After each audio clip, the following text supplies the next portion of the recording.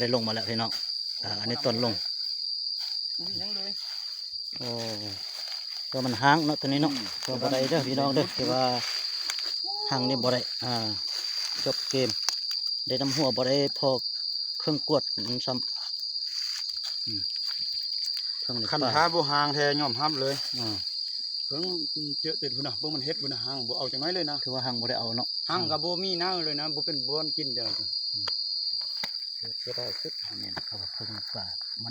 ฤดูมันยามนี้มัน เริ่ม มันเดินแฮมนะเนาะเดินแฮมเนาะ ย้ำอย่างใดตัวนี้นี่หนักนะ เดินแฮมแล้วมันจากอันน่ะ ตัว ห้าง นี้ยังคักอยู่ได้นั่นแหละของยนดูดิ โอเคถือว่าจบ